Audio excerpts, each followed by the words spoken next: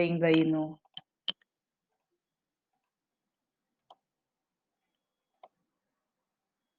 Sim, sim, maravilha. Então vamos lá, gente. Deixa eu até deixar aberto aqui. Ótimo. Obrigada.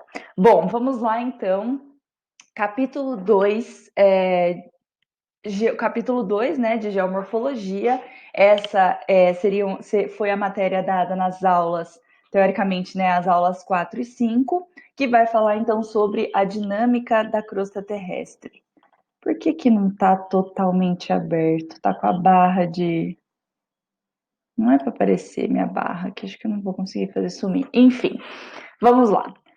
Dinâmica da crosta terrestre. Então, como eu disse para vocês, né, para a gente falar a geomorfologia, antes de entrar aqui, né, a geomorfologia, então eu tenho aqui, né, geo, terra, morfo, forma, logia, estudo. Então, eu estudo da forma da terra, né? Então, nós temos a superfície terrestre que ela não é plana, pelo amor de Deus, não é plana, né? E ela também, ela é toda irregular, na verdade, né? Então, mesmo quando a gente está na cidade, a gente consegue visualizar áreas mais altas, né? Áreas mais baixas do relevo, mesmo dentro da cidade. Quando a gente está em uma área mais ampla, né, onde não tem área urbana, na área rural, a gente muitas vezes consegue ver com mais facilidade os morros, né, às vezes montanhas, dependendo da região onde a gente está. Então, essa superfície ela é toda irregular, né? Então, a geomorfologia ela vai estudar justamente essas diferenças da forma da superfície terrestre, né, da crosta terrestre. Mas, para a gente entender essas formas, a gente precisa entender antes como é a Terra, como é a forma da Terra, e como é a Terra por dentro, né? O que faz com que ela tenha essa forma que a gente vai estudar em geomorfologia. Então, por isso, a gente vai começar falando da crosta terrestre. Como é a crosta terrestre? Na verdade, como é a estrutura interna da Terra, né? Então, a Terra, ela se divide em 3 camadas, basicamente, né? Então, temos aí o núcleo, o manto e a crosta. Né? O núcleo, então, é essa camada mais interna do planeta, né, que pode ser também chamado de knife. Ele tem, então, uma composição metálica, sólida, de níquel e ferro, principalmente, por isso aqui knife, né, esse nome. É sólido e é a fonte de calor do interior da Terra. Tá? Então, o núcleo é onde está o calor que é fornecido, por exemplo, para o manto, que é essa segunda camada da Terra, que é composta por magma. Tá? Então, essa camada é composta por magma que é rocha fundida, né? Então, é um material não sólido, ele não é consolidado, também não é líquido, mas ele é um material viscoso, né? Que se trata então de rocha fundida, incandescente por conta das elevadas temperaturas que vem justamente aqui do núcleo, né, e vai manter todo esse manto aquecido, tá? O manto, ele representa quase 80% do volume da Terra. Então, a maior parte do volume do planeta Terra é magma, tá? E tá aqui nessa camada do manto. Tem aí o manto, ele é dividido em 2 partes, né? O manto inferior e o manto superior. Então, o manto inferior é a porção mais próxima do núcleo, que vai ter temperaturas mais elevadas, e esse manto ele vai diminuindo a sua temperatura conforme ele se aproxima da crosta, né? O manto inferior tem aí, então, temperaturas menos elevadas. Na verdade, não é menos elevada em comparação é menos elevada em comparação ao restante do manto e do núcleo, né? Só que para nós aqui é extremamente elevadas temperaturas, né? Na parte superior do manto, no manto superior, é onde está a astenosfera. A astenosfera, então, apresenta grandes movimentos de massa, e a minha cara está na frente, vou tirar aqui, apresenta grandes movimentos, onde se assentam as placas tectônicas que formam a litosfera. Né? Então, as placas tectônicas que compõem a crosta estão justamente sobre essa parte do manto inferior, é a parte do manto mais próxima da crosta, que se chama astenosfera. Tá? E aí, então, temos a crosta terrestre.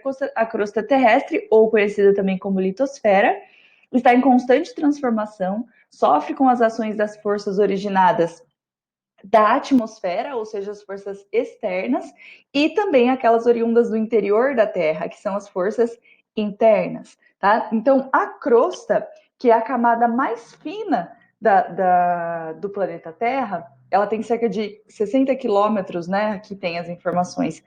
Cerca de 60 quilômetros de profundidade, composta por rochas, e não é uma camada inteiriça, né? Ela é dividida em placas, em partes, em placas tectônicas que montam como se fosse um grande quebra-cabeça que envolve essa camada aí do manto, tá? Essa camada do manto, então, que não é sólida, né? É composto por magma, e a camada da crosta, que é sólida, é justamente onde nós estamos, né? A superfície onde nós estamos.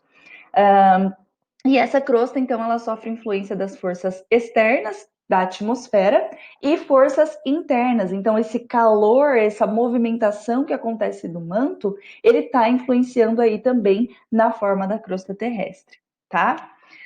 Aqui com mais detalhe, né? Então, aqui é um corte da. É como se a gente tivesse. Vou voltar aqui. A gente, como se tivesse pegado aqui, né? Eu cortei, fiz um corte assim do interior da Terra. Então, nós temos aqui as camadas da litosfera, que é a crosta, né? O manto e o núcleo. Existem várias classificações diferentes, né? Às vezes, de um livro didático para outro, a gente encontra essa diferença de classificação, de um autor para o outro, a gente vai encontrar essa diferença, né? Às vezes aqui ele chama de núcleo apenas, ou ele divide em núcleo interno, núcleo externo, manto interior, né? Então aqui, olha só, então eu tenho o núcleo, né, ou knife, eu tenho o manto inferior, que também pode aparecer com o nome de núcleo externo, né? E o manto superior. E aí, como a gente tinha falado, né? O manto superior, a parte mais externa, mais próxima da crosta, né? Que ainda é manto, ainda é magma, é chamado de astenosfera. E é justamente sobre essa camada da astenosfera, que é composta por magma também, né? É onde está, então, assentado, onde estão assentadas as placas tectônicas que compõem a litosfera, tá? Aqui tem esse círculo, né? E aí nós temos um maior detalhamento aqui, né, dessa imagem. Olha só, nós temos aqui então mais detalhe. Então, lembrando da aula da semana passada, mais detalhe, a escala é maior, né? Mas eu estou vendo uma área menor aqui do que diz respeito à estrutura total, né, do planeta. Então, nós temos aqui a crosta, então a litosfera, né, que é composta pela crosta terrestre, a crosta, que é a crosta, temos a crosta continental e a crosta oceânica.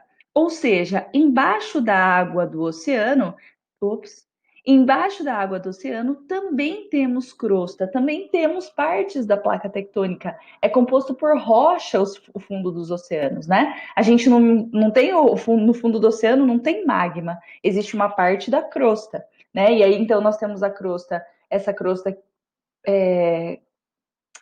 crosta oceânica, né, que está no fundo do oceano, em cima dela tem água, as águas do oceano, e temos a crosta continental, que por ela ser mais espessa, mais grossa, né, nós temos aí as partes emersas. Então, a crosta continental é justamente onde nós encontramos aí os continentes sobre os quais, né, nós vivemos, tá? Existem essas duas camadas aí, né, de nomes dados para a litosfera. Então, temos aí o cial, que é a camada mais externa da crosta, que vai de 15 a 25 quilômetros, e é composta principalmente por silício e alumínio, por isso esse nome, né?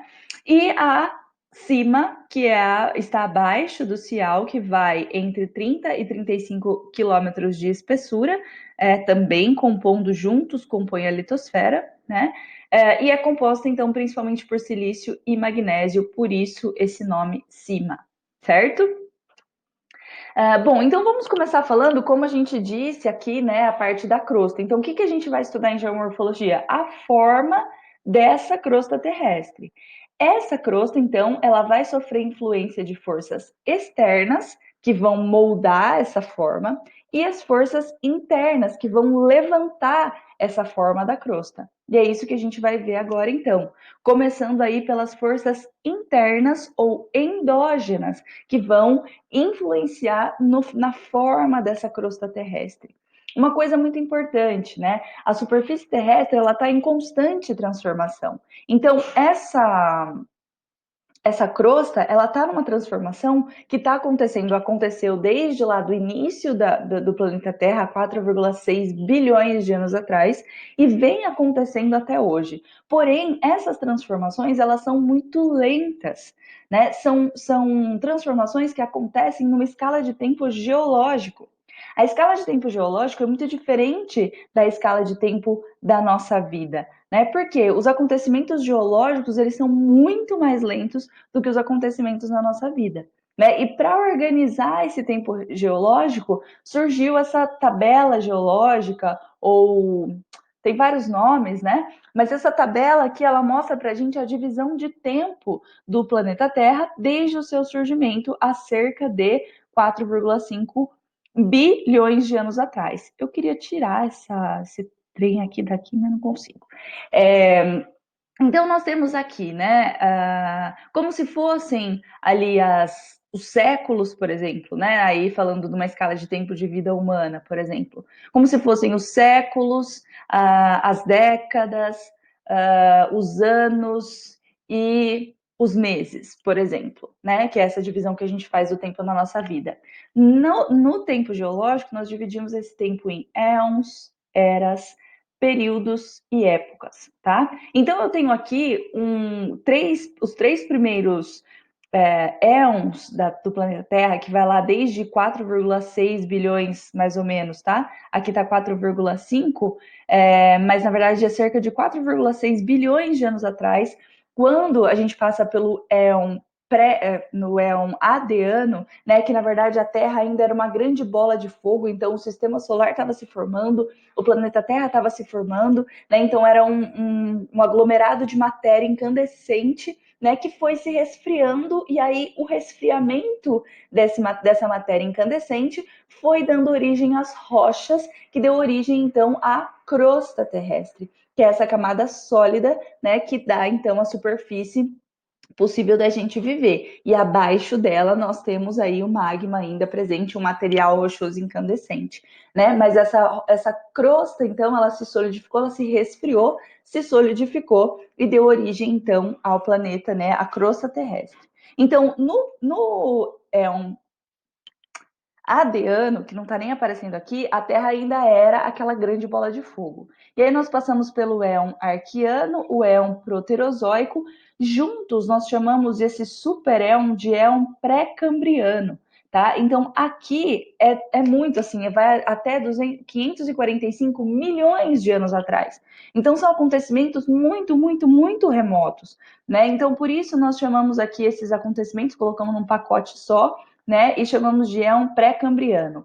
A partir do éon fanerozoico, a partir de 545 milhões de anos atrás, nós já temos fósseis e estudos. Esses estudos foram facilitados, né, pela existência de mais fósseis que nos deram mais informações sobre o que aconteceu no planeta Terra desde 545 milhões de anos atrás.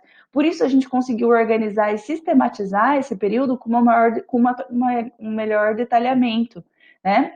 Então, nós temos aqui o fanerozoico. Esse éon fanerozoico, que começa há 545 milhões de anos e vai até os dias de hoje, então nós estamos vivendo no éon fanerozoico, né? Ele é subdividido em 3 eras. A era paleozoica, que começa há 545 milhões de anos atrás, vai até 248 milhões de anos atrás, quando começa a era mesozoica, e depois começa a era cenozoica, tá? Cada uma dessas eras é subdividida em períodos, né? Então temos aqui o período cambriano, o período ordoviciano, o período siluriano, carbonífero, que é muito importante, que é quando surgem as primeiras florestas, né? O permiano, e depois entramos então na era mesozoica. Ops, minha bateria.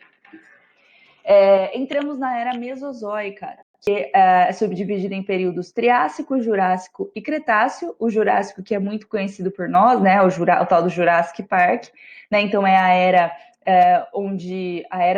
o período, né, a era que era Mesozoica, que foi quando surgiram, viveram, tiveram o seu ápice, se extinguiram do planeta Terra os dinossauros, né, então o apogeu aí dos dinossauros e a sua extinção aconteceu no Cretáceo, 142 milhões de anos atrás, né? E aí, com a extinção dos dinossauros, nós entramos na era Cenozoica, que é subdividida em período paleógeno, neógeno e quaternário.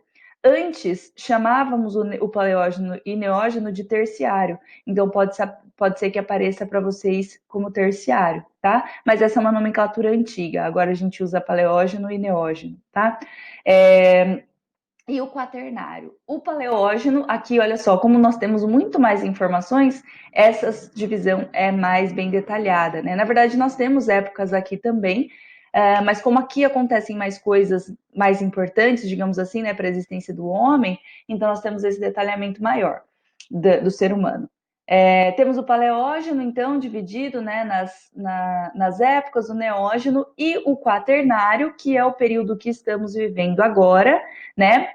Dividido em duas épocas, o Pleistoceno, que é quando surgem os primeiros hominídeos, né, no planeta Terra, as primeiras espécies humanas, e temos aqui, e onde acontece a Era do Gelo, né? Então, aquele filme lá que a gente assiste, da Era do Gelo, tem vários, 1, 2, 3 e 4, eu acho, né? Ele é baseado, lógico que infelizmente o Cid não existiu, mas mamutes existiram, os tigres dentes de sabre existiram, hominídeos existiam, né?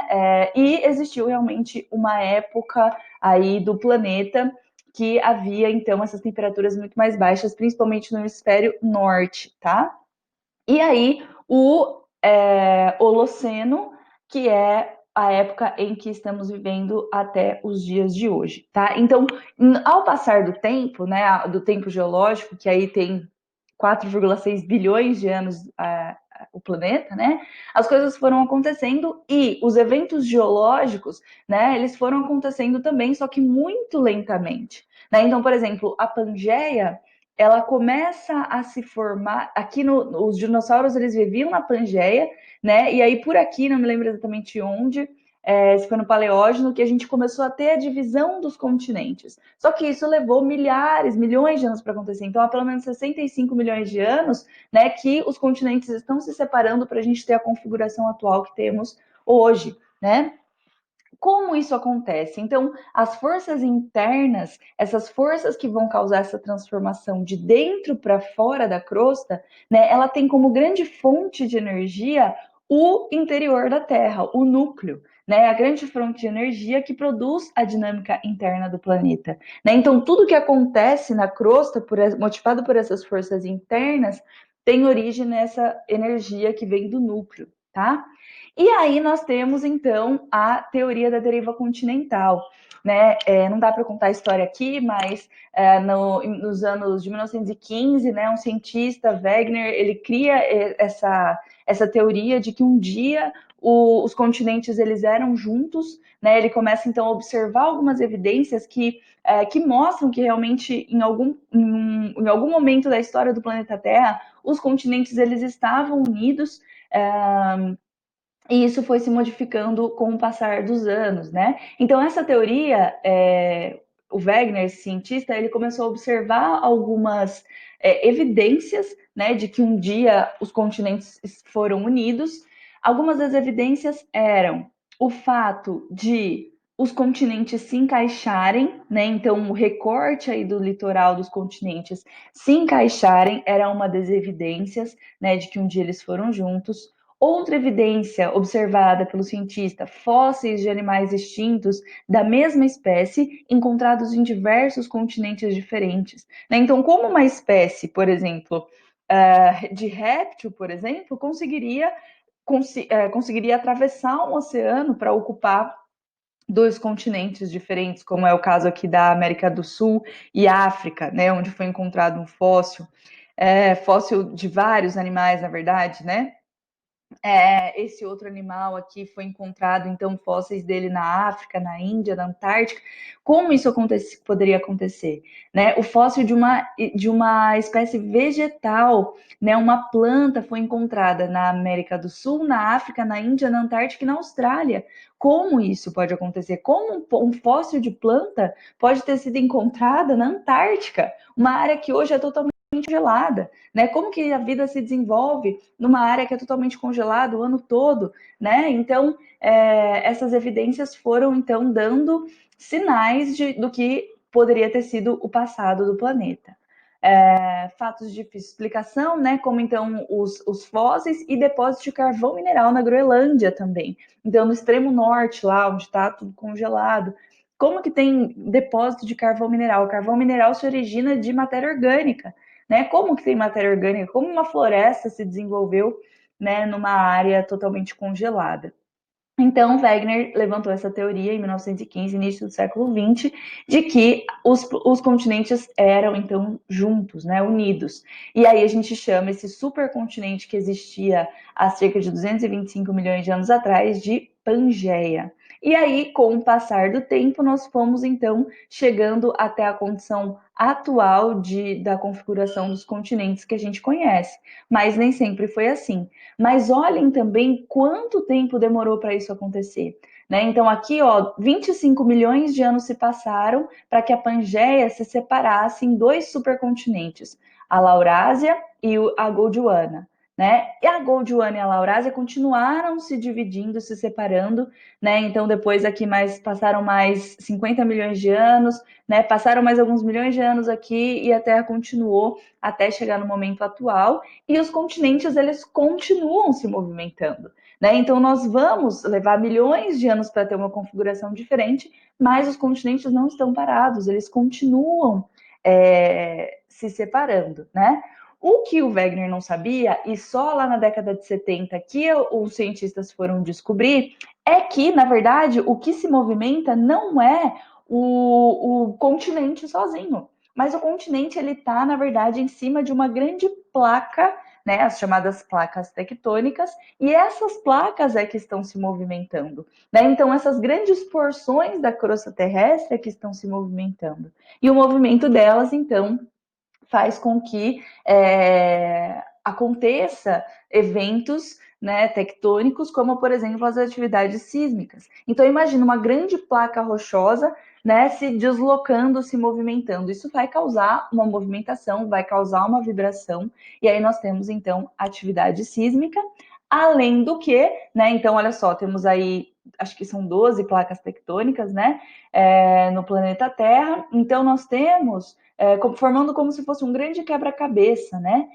E essas placas se movimentando em direções diferentes. Mas uma coisa é fato: se essa placa, por exemplo, se afasta, né? Se essas placas estão se afastando e as placas compõem a crosta, o que tem embaixo da crosta? Manto, né? E se essa crosta se afasta, ela vai dar abertura para o manto, o magma aflorar. E aí nós temos atividades vulcânicas, onde principalmente nesses limites de placas tectônicas, tá?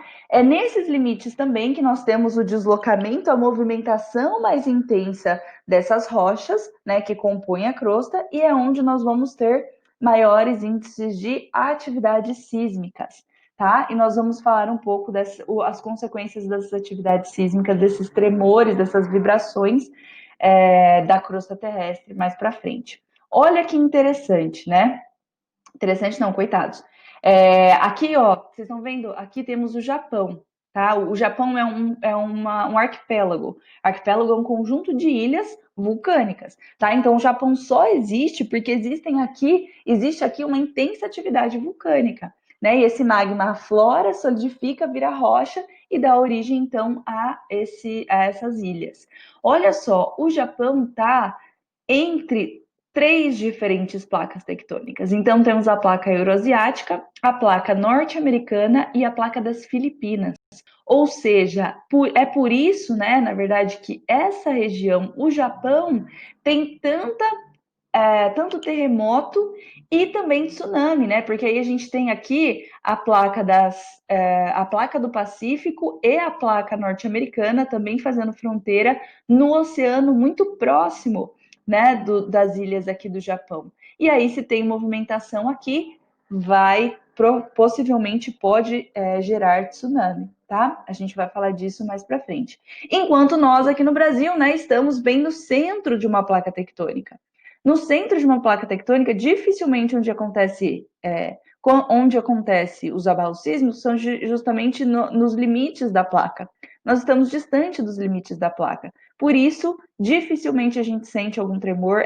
Praticamente não acontece terremoto no Brasil, né? Só se a intensidade desse tremor, desse abalo sísmico for muito intenso, ele pode se propagar, mas a gente sente de maneira muito leve quando sente, justamente porque a gente está no centro da placa, tá? Como essas placas tectônicas elas estão se movimentando, né? Então a gente vê aqui as setas mostrando a direção do deslocamento dessas placas, né? Então aqui a placa africana e a placa sul-americana estão se afastando, né? Estão indo em direção oposta, como a gente pode ver aqui pelas setas, e isso explica, né, o porquê que um dia aqui, né, a América do Sul e a África estiveram juntas, mas não estão mais. Porque elas estão realmente se afastando, enquanto que aqui, entre a placa de Nazca e a placa sul-americanas, nós temos um movimento de convergência dessas placas, né? Então a placa sul-americana está indo nessa direção e está encontrando com a placa de Nazca que está vindo nessa direção. E aqui nós temos uma consequência desse movimento que é, o que a gente tem aqui, que formação rochosa nós temos aqui? Acertou quem falou a Cordilheira dos Andes, né? Mas a gente vai falar disso daqui a pouco, tá? Descobrimos então, posteriormente, que o que movimenta essas placas tectônicas são as chamadas correntes de convecção. Essas correntes de convecção, então, elas se movimentam no manto e, consequentemente, o que está acima delas, que são as placas tectônicas, vão se movimentar junto delas. Né? Então, como eu disse para vocês, a fonte de calor do planeta Terra é justamente o núcleo. Né? Então, esse magma que está mais próximo do núcleo vai ter temperaturas mais elevadas do que o magma que está mais próximo da crosta, certo? E aí é a lógica da convecção que vocês aprendem em física. Acho que vocês, não sei, acredito que vocês já tenham visto isso, se não viram ainda, vocês vão ver com mais detalhes quando for falar disso na matéria de física. Mas tem a ver com o que acontece, por exemplo, com o ar, quando a gente pensa no ar-condicionado, né? Então, por que o ar-condicionado é lá em cima? Então, vamos pensar lá na sala do cursinho, né? Na sala do cursinho temos 2 grandes ar-condicionados, que às vezes não funcionavam muito bem, mas talvez porque a gente não entendesse a lógica deles, né? Ou não tinha paciência de esperar eles resfriarem a sala. Mas como é que era? Então, aqueles 2 ar-condicionados lá em cima, por que eles eram em cima e não embaixo? Justamente porque nós estamos próximos da superfície, aquecendo esse ar com o nosso calor, né? Esse ar quente, ele é menos denso, ele é mais leve, sendo menos denso, ele tende a subir. Quando esse ar quente, então, sobe, ele vai encontrar o ar-condicionado lá em cima, né? O ar-condicionado vai resfriar esse ar quente, ele vai ficar mais denso e ele vai descer, tá? Ele fica mais denso e tende a descer. E com isso eu tenho o ar quente subindo, e aí encontro o ar-condicionado resfria, o ar frio desce. E aí eu tenho esse movimento, né, que acontece aí na sala de aula, da convecção desse ar quente, esfria, desce, esquenta, sobe, esfria, desce, né? E é o que acontece também no manto, tá? Então, esse magma que está mais próximo do núcleo vai ter temperaturas mais elevadas. Com isso, ele fica menos denso e sobe. Quando ele fica mais próximo da crosta, ele vai ficar mais denso e vai descer, né? E com isso, então, nós temos essas células de convecção. Então, olha só, essa célula de convecção está vindo nessa direção.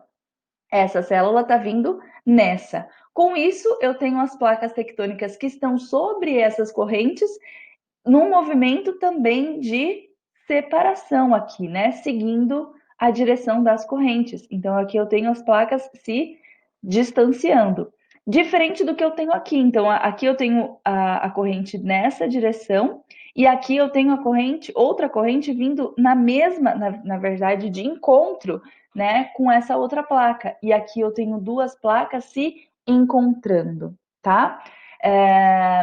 Essas forças, então, que vem dessa movimentação do magma do interior da crosta terrestre, vai provocar a movimentação das placas tectônicas, a chamada tectônica de placas, né? A teoria da tectônica de placas, que é essa movimentação das placas tectônicas que vai gerar erupção vulcânica ou vulcanismo, terremotos, maremotos, dobramentos e falhamentos na crosta, tá? Então agora a gente vai falar um pouco, daqui a pouco a gente vai falar um pouco desses fenômenos em si, tá? Como eu disse, então, existem placas que estão se aproximando e placas que estão se distanciando, né? Essas áreas das placas, né, que chamamos aqui de subducção, essas áreas que estão as placas se encontrando, né? Então, como a gente vê na legenda aqui, essas áreas que são como se fossem triangulinhos aí na linha, são áreas onde as placas estão convergindo. Nós chamamos esse limite da placa de limite destrutivo de placa, tá? Ou zonas de subducção. Por quê? O que acontece nessa região? Nós temos duas placas tectônicas indo na mesma direção. Dois corpos não ocupam o mesmo lugar no espaço, né? O que vai acontecer? Uma placa, ela vai subsidir, ela vai mergulhar sob a outra placa, e a outra, com esse atrito, né, desse encontro das placas, a outra vai dobrar, tá? É isso que vai acontecer num movimento convergente de placas. Então, eu tenho uma placa mergulhando, quando essa placa mergulha para baixo da outra, o que acontece? O que tem embaixo? Manto. Né? E aí essa placa, então, ela vai mergulhar e vai encontrar com o manto. Essa placa, que era rocha sólida, ela vai passar para o estado de fusão, né? E ela vai sair do seu estado sólido e vai virar magma, tá? Então, essa placa que está mergulhando, ela está sendo destruída, né? Ela está voltando a virar magma, ela está se destruindo e se diminuindo cada vez mais. Por isso, nós chamamos, então, um limite de destruição de placa, né? Uma zona de subducção, tá? Aqui nós temos como exemplo disso a placa de Nazca, ela está cada vez ficando menor. E temos o contrário disso, que são as zonas de expansão. Então, por exemplo, aqui, né, as placas africana e americana, da América do Sul, elas estão se afastando. Quando as placas elas se afastam, o que acontece? Lógico que não afasta tudo isso, né? Ela vai se afastar de 2 a 8 centímetros por ano, tá? Então, esse movimento continua acontecendo, mas você imagina, né? De 2, tô aqui com a régua, de 2 a 8 ou 10 centímetros no máximo no ano. Então, você imagina um continente inteiro deslocando isso. É muito pouco, né? Para ela ter esse distanciamento aqui de quilômetros e quilômetros de distância, são milhares de anos, como a gente viu, né, desse movimento de separação. Mas, enfim, aqui nós chamamos esse limite das placas de zona de expansão, ou limite construtivo de placas. Por quê? Quando as placas se afastam, elas dão abertura para o magma aflorar. Quando o magma aflora, vem até a superfície, ele encontra a superfície, seja a atmosfera ou o oceano, como é esse caso aqui, e ele vai então se solidifica e vai então construindo o limite da placa, que vai aumentando cada vez mais, tá? Então as placas se afastam e o manto vai preenchendo os espaços deixados pelas placas, formando novas rochas, né? E é o que acontece aqui justamente no fundo do Oceano Atlântico, que deu origem à dorsal mesoatlântica, que é uma cadeia de montanhas que existe aqui no fundo do Oceano Atlântico, tá? Aí nós temos os exemplos, né? Então, nós falamos do limite, então, divergente de placas, né? Que então são os limites das placas que estão se afastando, que vão dar origem aqui à dorsal mesoatlântica, né? E à dorsal do Pacífico também, porque aqui nós também temos um movimento divergente de placa. Então, essa cadeia de montanhas que existe no fundo do oceano, nas profundezas do oceano, por conta desse movimento divergente de placa, né? Um movimento convergente de placas, como eu disse para vocês, né? Uma placa vai subsidir, vai mergulhar e a outra vai dobrar.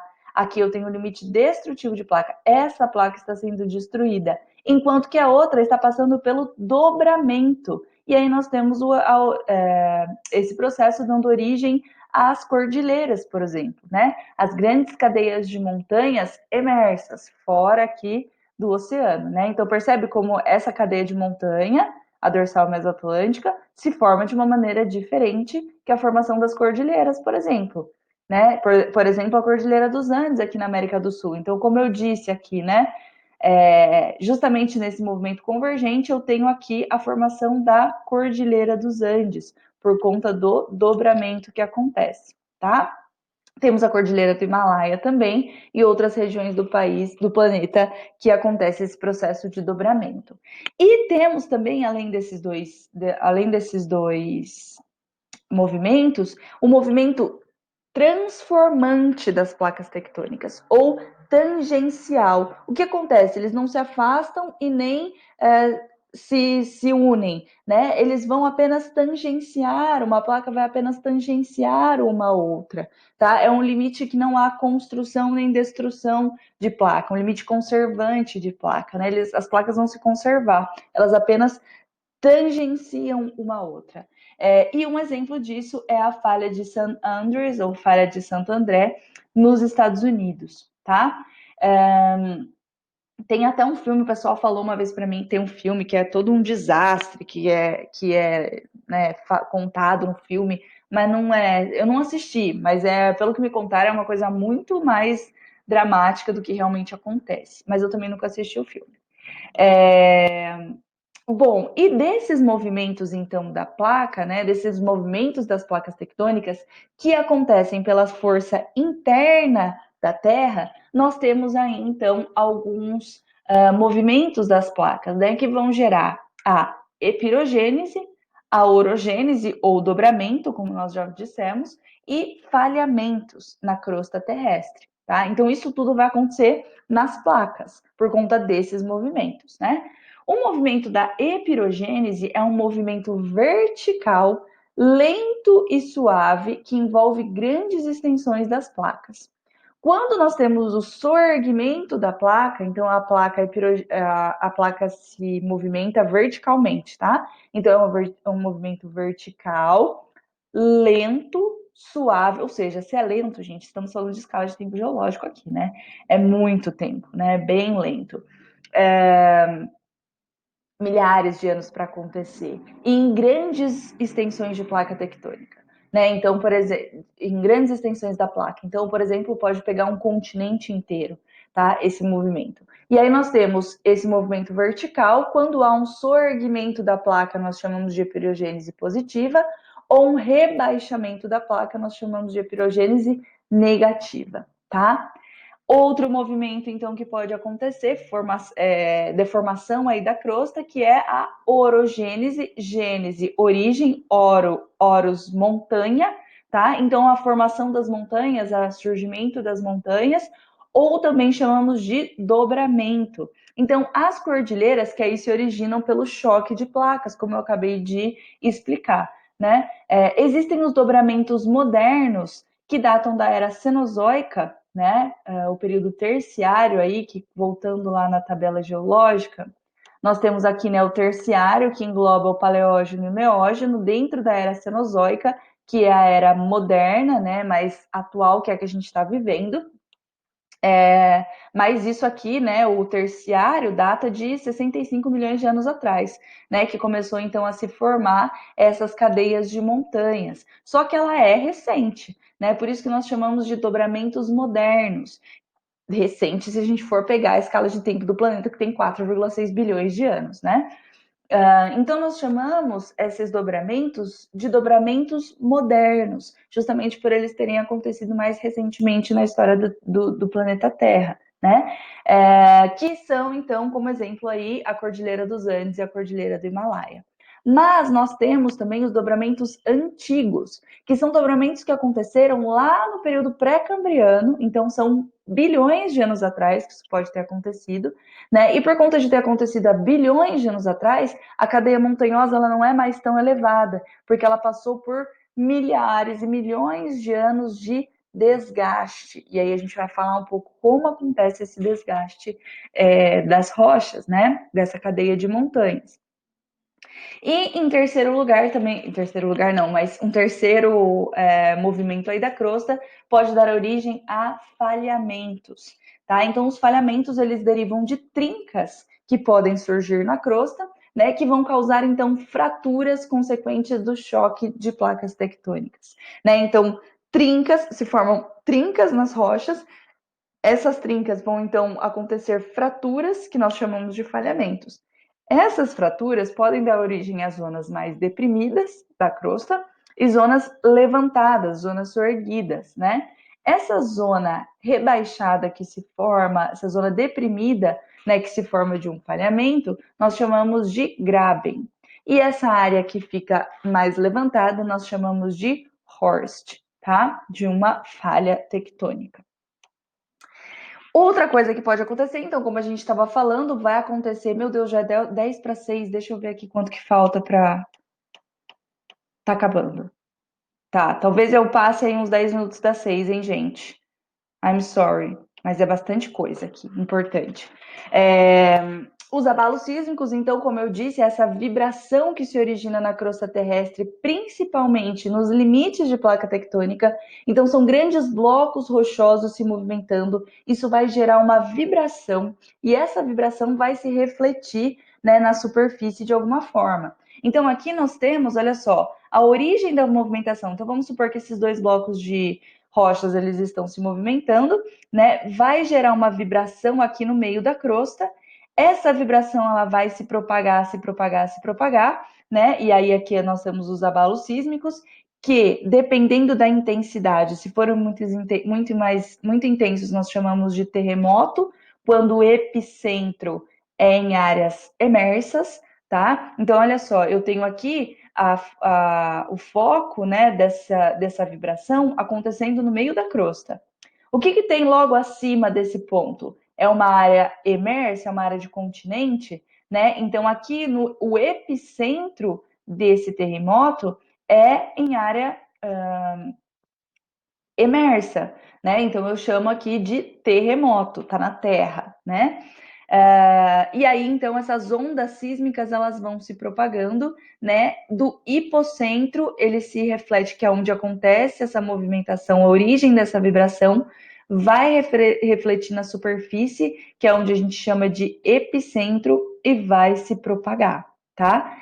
Se esse epicentro é no oceano, está na crosta oceânica, nós temos a possibilidade de formação de maremoto. E aí, consequentemente, os tsunamis, né? Tsunamis são é o nome que a gente dá para as ondas gigantes que acontecem, né, como consequência aí de um maremoto, tá? Então, no caso aqui do tsunami, é quando eu tenho um hipocentro dessa vibração na crosta oceânica, né? E aí o epicentro é justamente na superfície onde existe oceano acima. E aí essa vibração vai se propagar na água, gerando então essas ondas gigantes, tá? E os estragos, eles vão depender de várias circunstâncias, né? O estrago ele vai depender da intensidade dessa vibração originada aqui na crosta, mas também da distância do hipocentro com relação ao epicentro, a distância de onde nós estamos, então vamos supor que aqui tem uma cidade, né? E aqui tem outra cidade. Essa cidade mais perto do epicentro vai ter um estrago muito maior do que uma mais distante do epicentro, tá? E também a intensidade de ocupação do local. Então, se for um local totalmente, né, inabitado, a gente não vai ter grandes estragos causados por um terremoto. Lembrando, os terremotos e tsunamis têm origem natural, não tem nada a ver com a ação humana. Né? Então, muitas vezes a gente se confunde. Mas olha só, como eles se formam? Pela movimentação das placas tectônicas. E as placas tectônicas se movimentam por quê? Por conta da movimentação das correntes de convecção no magma. O ser humano tem algum poder sobre isso? Não. Nós é que ocupamos, né, a superfície terrestre aqui em áreas próximas, olha eu mostrando com o dedo como se vocês estivessem vendo na tela, tem que ser com a seta. Nós é que ocupamos áreas próximas aos limites de placa, que um fenômeno natural, que é o terremoto, o maremoto, acontecem, e nós somos, consequentemente, atingidos por esses fenômenos, né? Mas não tem nada a ver com a ação humana. O problema é que nós estamos ocupando essas áreas que são suscetíveis a esses fenômenos, tá? E o vulcanismo, né? O vulcanismo é a liberação de magma. Então, como eu disse, o manto é composto por magma, né? Esse magma, quando ele aflora, quando ele sai, rompe a crosta, vem para a superfície, ele é chamado de lava. É a mesma coisa, só tem nomes diferentes, dependendo de onde ele se localiza. Tá no manto, magma. Tá fora da crosta, lava, tá? Isso está na superfície, lava. Então, o vulcanismo é a liberação de magma em trincas que podem acontecer na crosta ou nos limites das placas, né? Então, o limite da placa, uma placa aqui, outra aqui, vai ter um espacinho entre elas, a pressão e a temperatura é muito elevada, né, aqui no manto. Então, encontrou uma rachadurazinha, uma trinca, um espaçozinho, esse magma vai querer aflorar, né? E o vulcanismo, o derramamento de magma, de lava, ele pode modificar a paisagem de uma maneira instantânea. Por quê? Derramou o magma se solidifica e automaticamente ele já vai transformar a crosta terrestre, transformar a superfície terrestre, né? Um conceito importante da gente falar é do círculo de fogo, né? O círculo de fogo do Pacífico. Então, são áreas aqui no Pacífico, essa área do contorno aí do Oceano Pacífico, que é onde a gente tem os maiores índices de vulcanismo no planeta, justamente porque nós temos aqui a placa do Pacífico, né? E aqui nós vamos ter então intensas atividades vulcânicas, tá?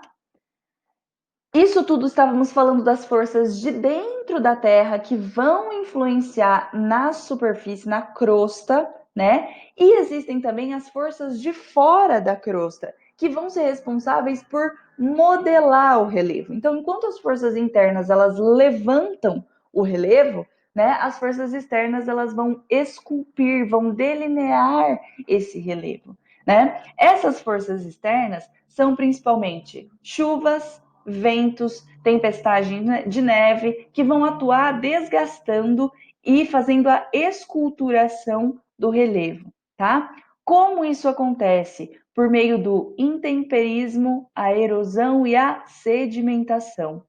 Como isso acontece? Então, nós temos lá, né, toda a trajetória aqui explicada para vocês, mas o que acontece? Temos lá áreas de rochas expostas. Essas rochas expostas, elas vão ficar então expostas à ação do tempo, né? O tempo, chuva, sol, vento, o que ele vai fazer? Ele vai decompor a rocha. Ele vai fazer com que a rocha se destrua, se quebre ou se decomponha em partículas menores.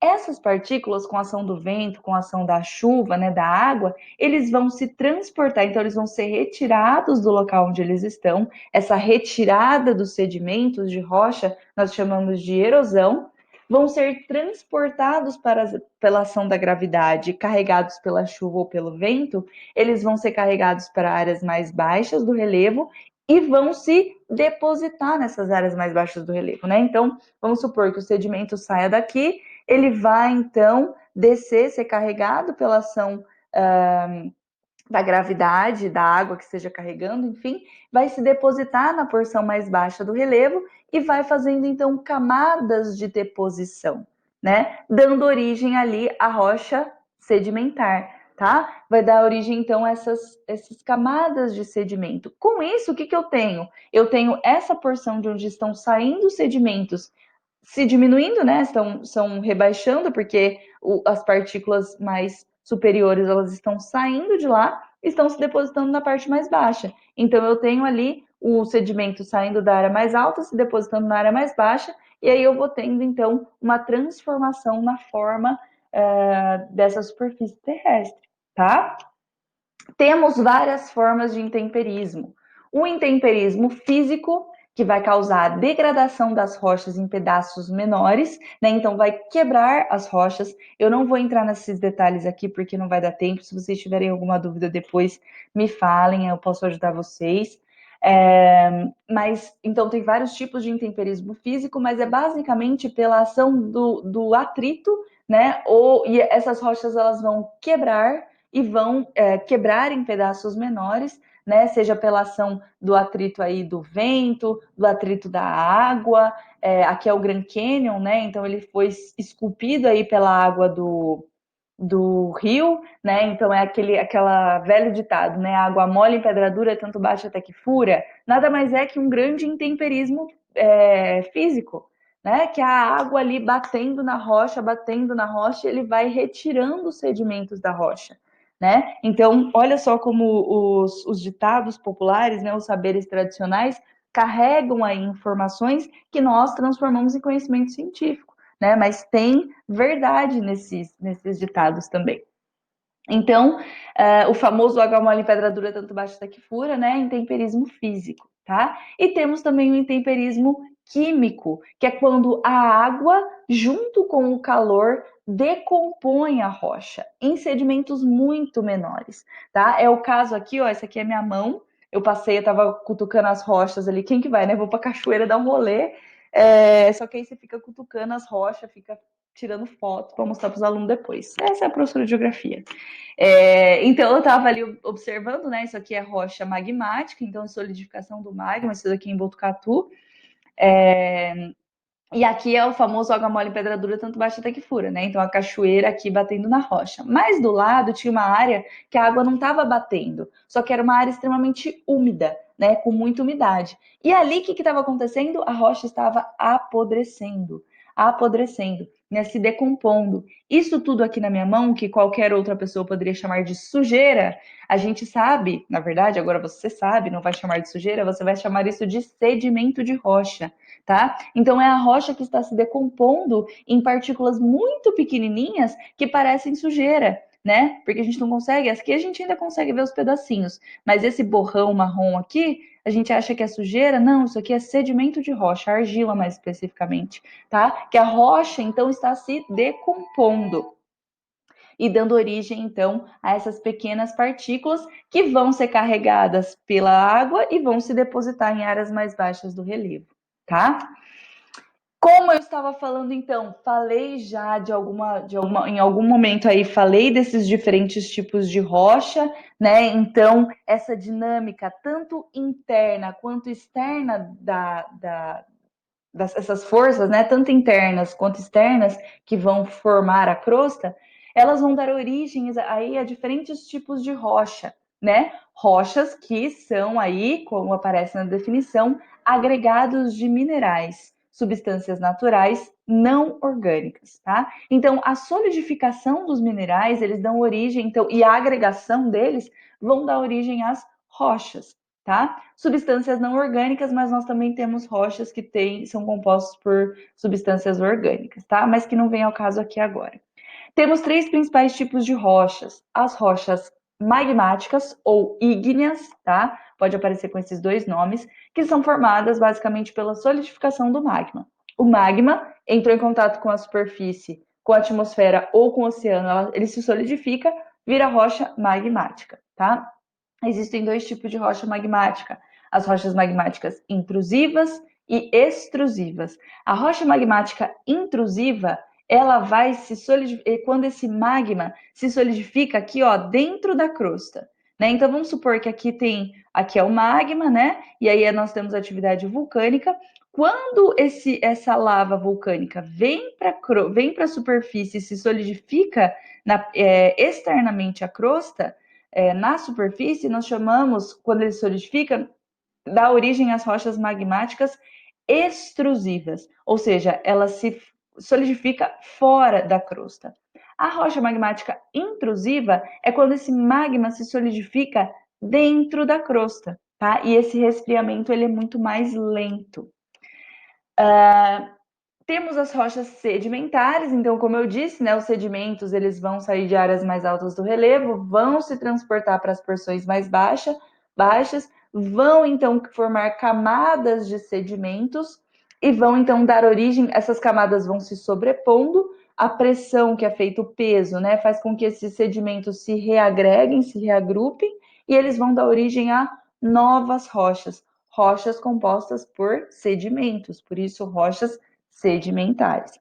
E as rochas metamórficas, que podem se originar de rochas magmáticas ou de rochas sedimentares. As rochas magmáticas, elas passam por uma transformação, por uma metamorfose, tá? Por isso o nome. Essa transformação, ela vai acontecer devido a elevadas temperaturas e pressão. Onde isso vai acontecer normalmente? Elevada temperatura e pressão. Aqui, ó. Imagina uma rocha dobrando, formando uma cadeia montanhosa, um dobramento, né? As rochas dobrando, a temperatura vai ser extremamente elevada, né? Aliás, a pressão vai ser muito elevada, consequentemente a temperatura é muito elevada. E aí o que eu tenho? A formação, essas rochas, elas vão passar, elas vão se fundir, né? Vão sair do estado sólido e depois elas vão novamente se resfriar novamente, só que aí elas vão dar origem a novas rochas e não aquela rocha que ela era anteriormente desse processo de transformação, de metamorfose, tá? Aqui nós temos o ciclo, de maneira resumida, o ciclo das rochas, né? Então eu tenho o magma que vai se resfriar, vai virar rocha magmática. Essa rocha magmática que vai ficar exposta ao tempo vai passar aqui pelo processo do intemperismo, vai se transportar para algumas áreas, vai se, né, depositar em camadas e vai dar origem às rochas sedimentares, né? Essas rochas sedimentares podem passar por um aumento de temperatura e pressão, podem virar rochas metamórficas, ou então elas podem ficar expostas à ação do tempo e vão novamente passar pelo processo de sedimentação. Peraí que alguma coisa aconteceu. Ah, alguém vai pedir para entrar. Gente, já vejo as perguntas, tá? Já volto aqui. Deixa eu só finalizar e a gente volta para as perguntas lá do chat.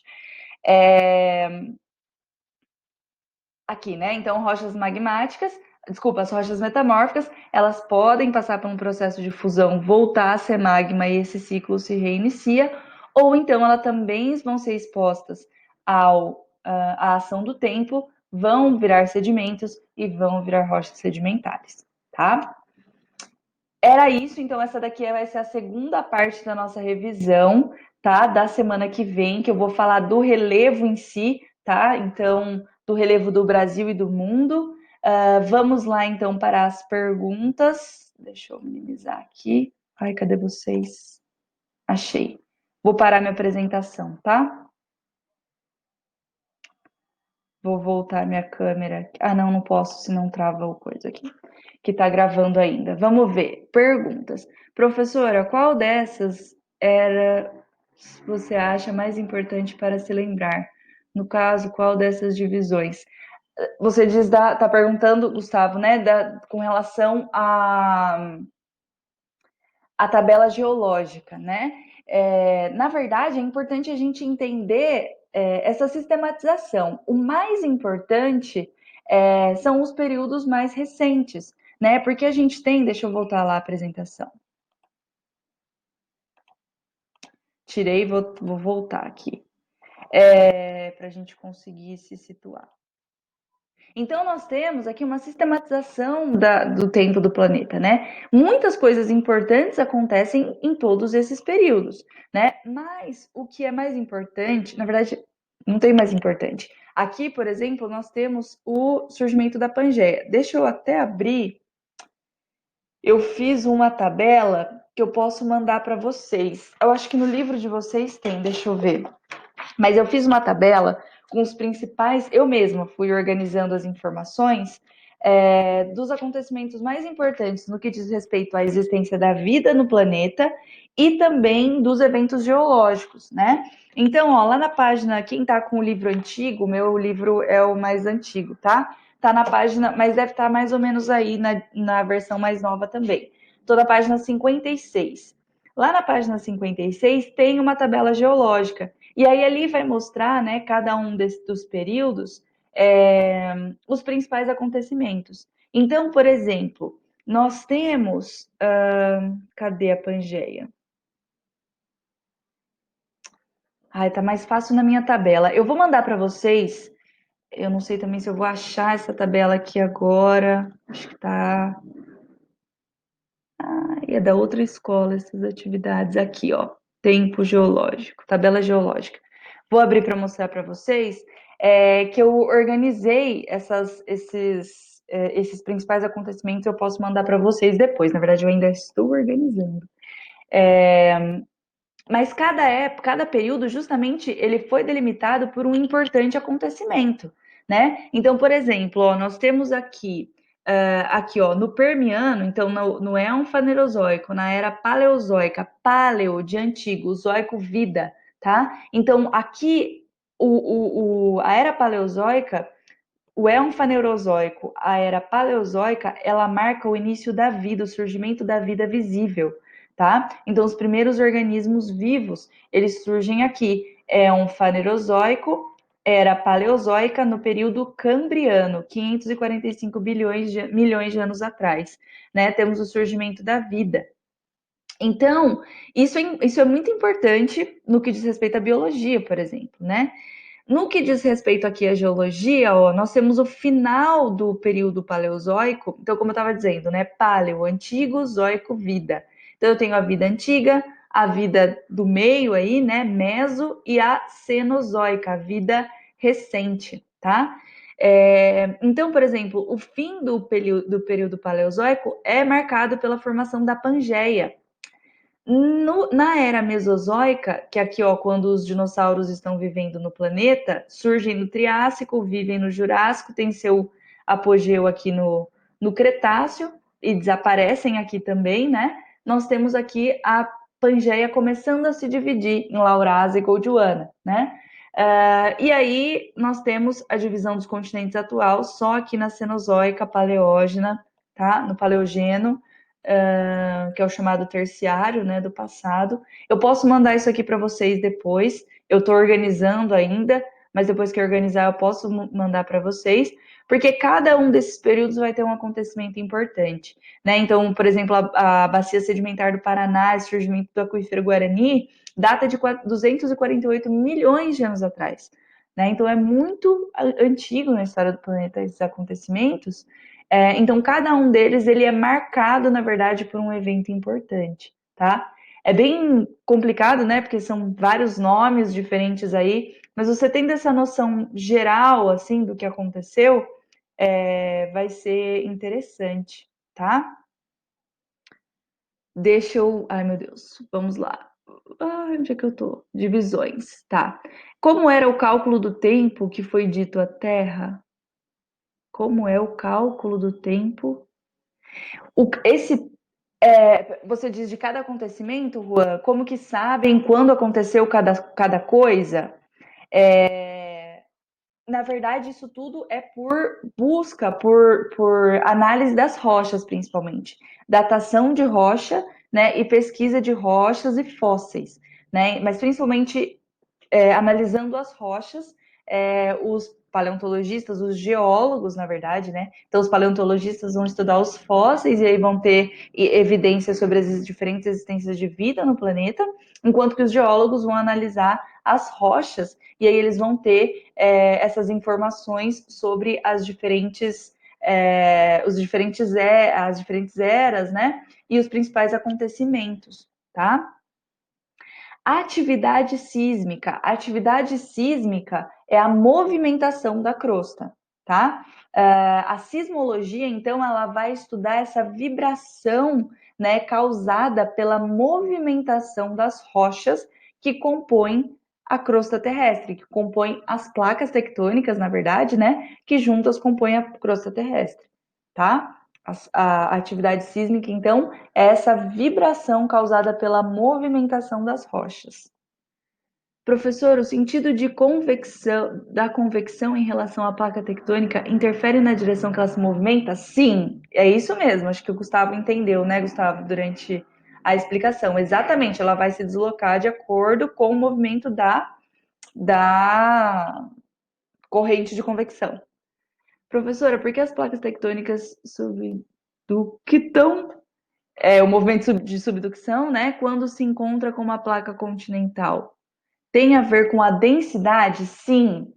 A placa menos densa vai mergulhar, não dá para as duas ficarem no mesmo lugar, né? Então, a menos densa, a placa menos densa, ela vai mergulhar e a mais densa, ela vai ficar sobre a outra, né? E vai fazer esse movimento de dobramento, tá?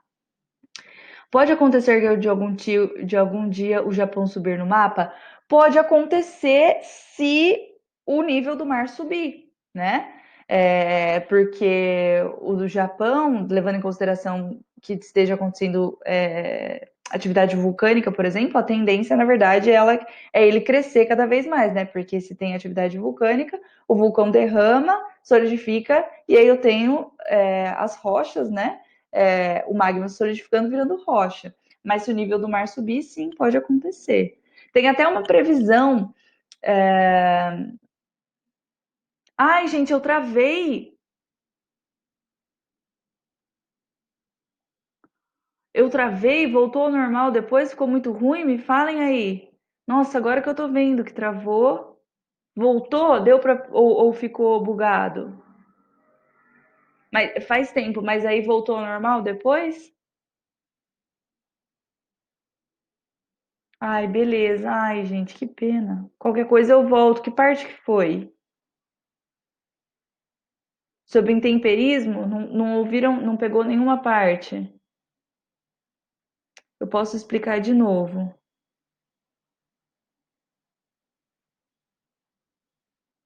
Depois que eu parei o slide. Putz. Tá, eu vou voltar lá então. Deixa eu só responder aqui.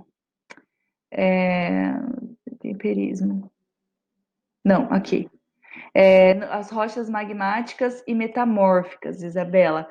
Então vamos lá. As rochas magmáticas, vou até voltar. Se travar de novo, vocês me falem. Então, eu vou falar das rochas magmáticas e metamórficas. E aí eu volto então no intemperismo, tá? Deixa eu voltar lá a apresentação. Aqui.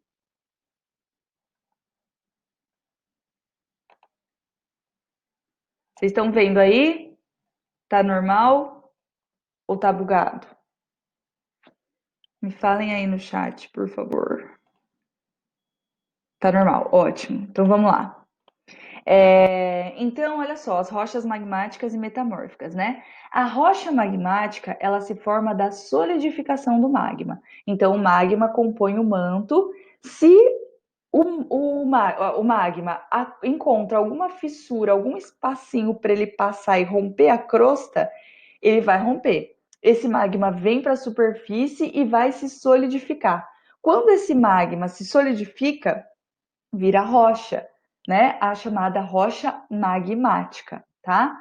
Essa rocha magmática, ela pode sofrer com um aumento da temperatura e pressão. Quando acontece essa situação, o que acontece? Nossa, viajei, precipitação.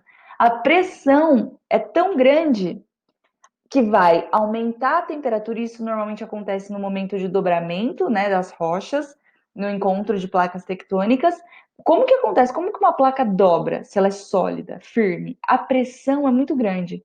Com a pressão muito grande, a temperatura aumenta. Quando a temperatura aumenta, a rocha ela sai do estado sólido e vem para o estado do magma, né? A rocha fundida, passa pela fusão. E aí, esse aumento de temperatura e pressão vai fazer com que a rocha, que antes era sólida, era rocha magmática, ela volte a virar magma. E aí, essa rocha fundida, depois ela não está no meio do magma, então depois ela vai voltar a se resfriar novamente. Só que ela vai se resfriar e os minerais que compõem essa rocha vão passar por uma transformação. Por isso que nós chamamos essa. E aí ela vai se solidificar diferente de como ela era nessa situação. Por conta desse aumento de temperatura e pressão, vai fundir e depois, quando ela for se solidificar de novo, ela vai virar rocha metamórfica. Por quê? Porque ela passou por uma transformação, por uma metamorfose, tá? E aí dá origem às rochas metamórficas. Quando essa rocha ela vai se resfriar, os cristais, os minerais que a compõem, vão se cristalizar de uma maneira diferente. Por isso ela passou por uma metamorfose, uma transformação e virou rocha metamórfica, tá? Tudo bem? Acho que foi. Quem foi? Isabela, tudo bem? Qualquer coisa me fala aqui no chat. Beleza. Vamos então para a parte do intemperismo. Então, o intemperismo é a ação do tempo sobre as rochas, tá? Então, você imagina, a rocha está lá, seja ela magmática, metamórfica, ela está lá exposta à ação do tempo. Então, vem chuva, vem sol, vem calor, vem frio, né? Essa rocha, com essa ação do tempo, isso é o intemperismo, essa rocha, ou ela vai quebrar em pequenos pedaços, ou ela vai se decompor, ela vai apodrecer por conta da ação do calor, da umidade, do vento, da chuva, da mudança de temperatura, né? E aí essa rocha ou ela quebra ou ela se decompõe em pequenos sedimentos, em partículas menores, né? Que a gente pode chamar, que a gente chama, na verdade, de cascalho, de areia, de argila, né? Isso tudo é sedimento de rocha. É a rocha, são os minerais da rocha desagregados, certo? Esses sedimentos, eles vão então, aliás, essa rocha ela vai ou quebrar ou se decompor, e aí ele vai se, com a ação do tempo, bate um vento, bate uma chuva aqui, isso vai ser carregado para as áreas mais baixas do relevo e vai se depositar. Então imagina, a ação do, faz com que tem um rio aqui, né? O rio vai lá, o lance da água mole, pedra dura, tanto bate até que fura. O rio vai passando na rocha, e vai retirando pequenos sedimentos dessa rocha. Esses sedimentos da rocha vão ser transportados com o rio para as áreas mais baixas e vão então se depositar nos fundos dos oceanos, por exemplo.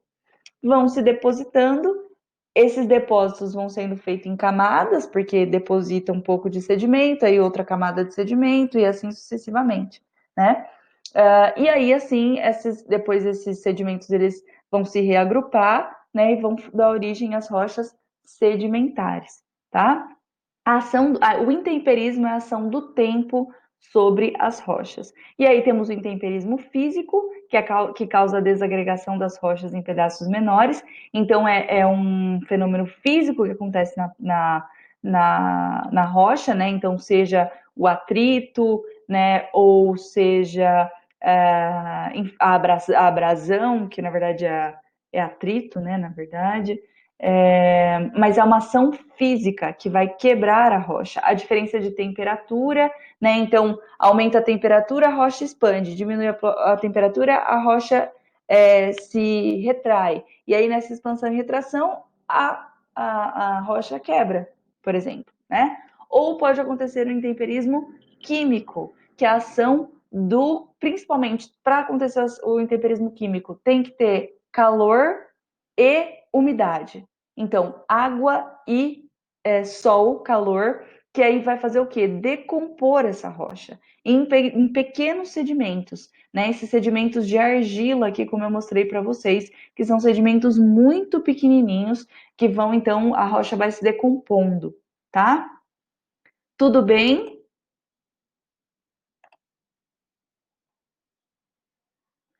Olha só, a pedra em consequência do intemperismo, o, Han ou é Juan? Eu acho que eu sempre te chamei de Juan, né? Dá um apelido aqui. É, a gente não fala pedra, tá? É rocha. Rocha. Pedra é quando a rocha passa por uma intervenção humana, uma transformação humana, né? Então, quando eu vou lá, lapido aquela rocha, né, e coloco ela no formato que eu desejo, aí sim é uma pedra, né? Ou se eu quebrei propositalmente ela, ok, chamo de pedra. Se ela se chegou naquela forma de uma maneira natural, ela é uma rocha, tá? Não chamamos de pedra, na verdade, pessoas da geografia, geólogos ficam desesperados quando ouvem falar pedra, não é pedra, é rocha. Mas sim é consequência do intemperismo, né? Quando ela se forma naturalmente, tá? É a consequência do intemperismo, principalmente intemperismo físico, porque o intemperismo químico vai decompor a rocha bem pequenininho.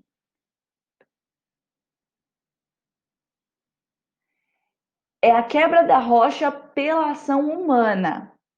Se a rocha se quebrou sozinha, a gente chama de cascalho, mas ela não deixa de ser rocha, tá? A pedra é quando tem a intervenção humana nesse formato aí da, da rocha, certo? Acho que deixa eu parar de gravar aqui. Já deu de gravar, mas a gente pode